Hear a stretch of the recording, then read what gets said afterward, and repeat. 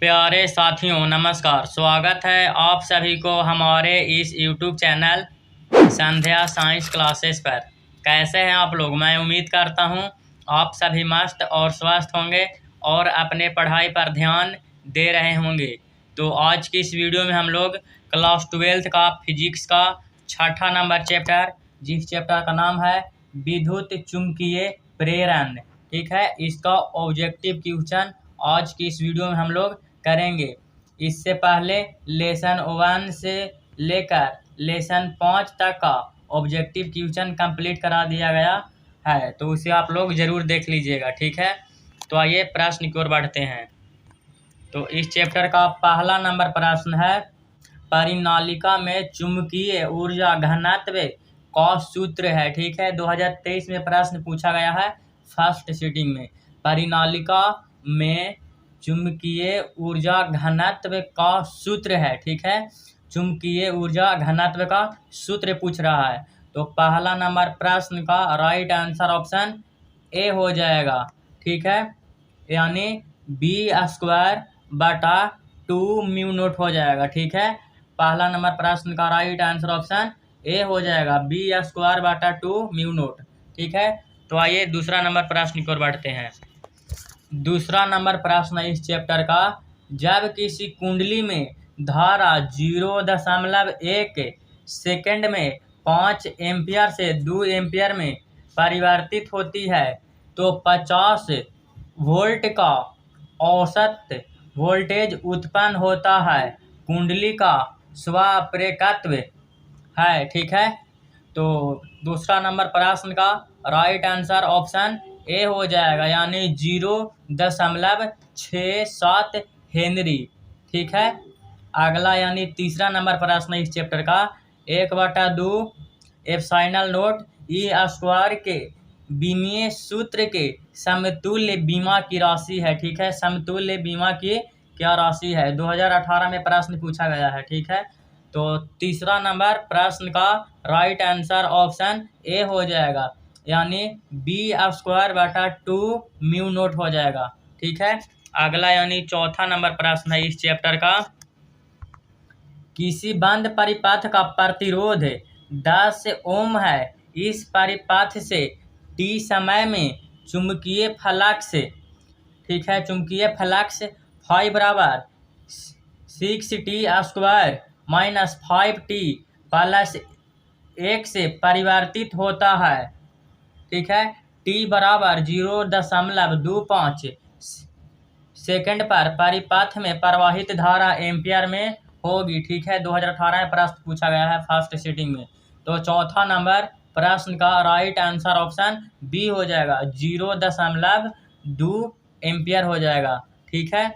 अगला यानी पांचवा नंबर प्रश्न है इस चैप्टर का, 2018 में पूछा गया है और 2019 में, ठीक है, यानी काफ़ी इम्पोर्टेंट प्रश्न है। तो प्रश्न समझिए, डायनेमो की क्रिया निम्नलिखित में से किस सिद्धांत पर आधारित है, ठीक है।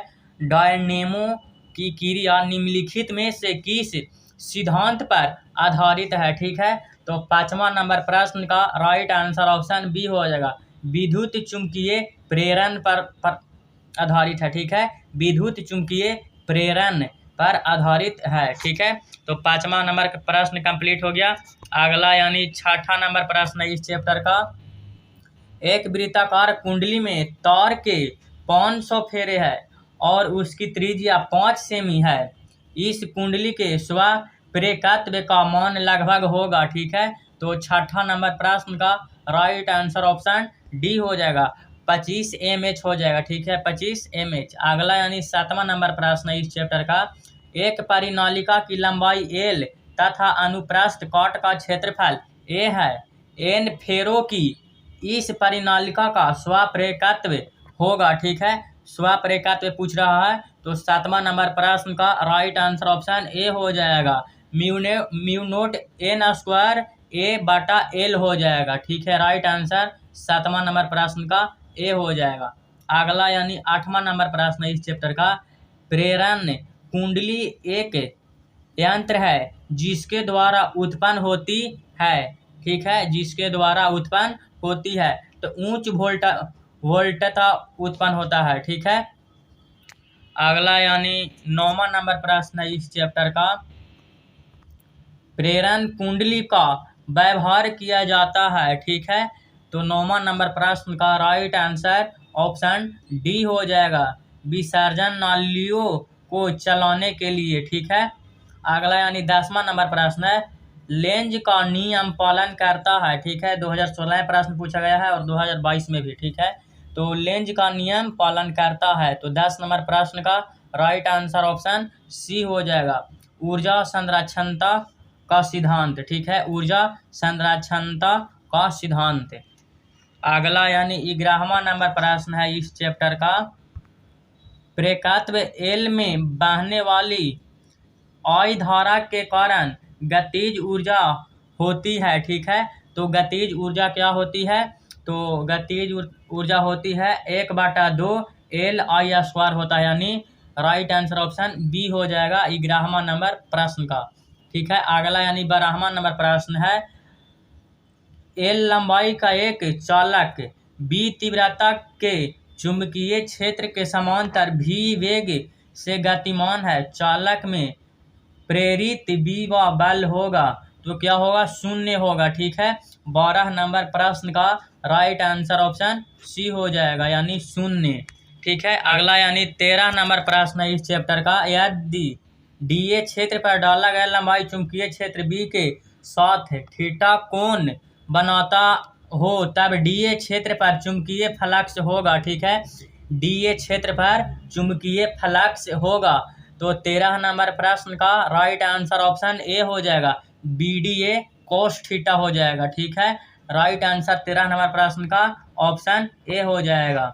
ठीक है, अगला यानी 14 नंबर प्रश्न है इस चैप्टर का, धातु के बने किसी गोलक को चुंबकीय क्षेत्र में दोलन करने पर उसकी दोलनी गति होती है। ठीक है, तो 14 नंबर प्रश्न का राइट आंसर ऑप्शन बी हो जाएगा, अवमंदित होता है। ठीक है, अगला यानी 15 नंबर प्रश्न है इस चैप्टर का, जब एक चुंबकीय क्षेत्र में धातु का गोला गतिमान कराया जाता है तब वह गर्म हो जाता है, क्योंकि भावर धारा उत्पन्न होती है। ठीक है, क्योंकि भावर धारा उत्पन्न होती है तो वह क्या होता है, गर्म हो जाता है, तो 15 नंबर प्रश्न का राइट आंसर ऑप्शन सी हो जाएगा।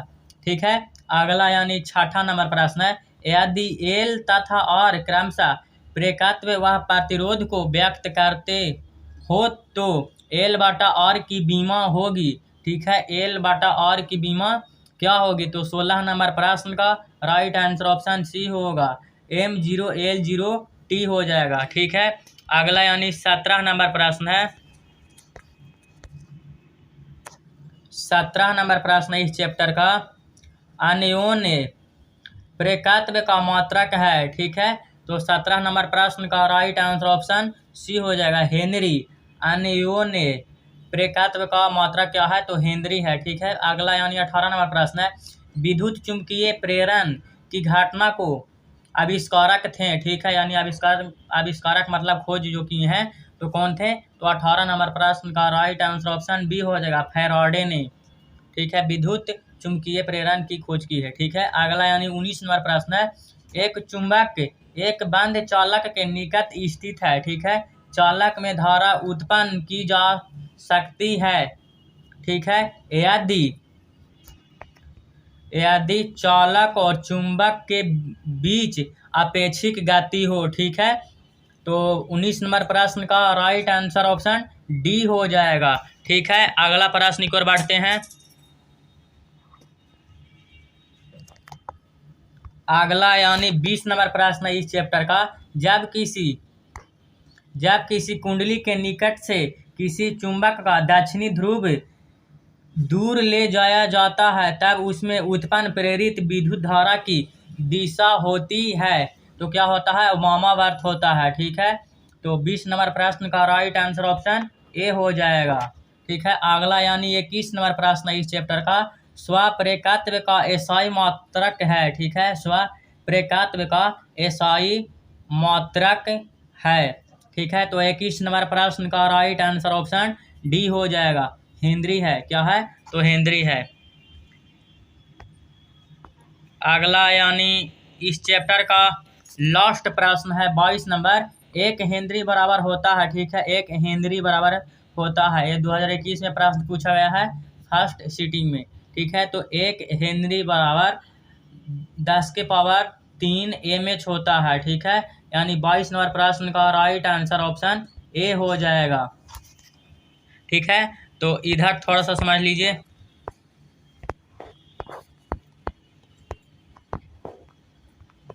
आप लोग का फिजिक्स का 6ठा नंबर चैप्टर आज कंप्लीट करा दें, उसका ऑब्जेक्टिव प्रश्न जल्द ही इसका सब्जेक्टिव प्रश्न का भी वीडियो अपलोड किया जाएगा। इससे पहले हमारे चैनल पर सभी विषयों का तैयारी कराई जा रही है बेहतर ढंग से, जिसका सभी विषयों का प्लेलिस्ट वीडियो का डिस्क्रिप्शन में दे दिया गया है, ठीक है।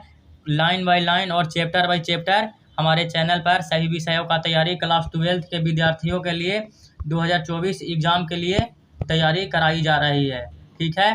तो हमारे चैनल से आप सभी लोग जुड़े रहें। वीडियो पसंद आई होगी तो लाइक, हमारे चैनल पर नए होंगे तो सब्सक्राइब। आज तक बस इतना ही, मिलते हैं अगले वीडियो में, तब तक के लिए धन्यवाद, नमस्कार।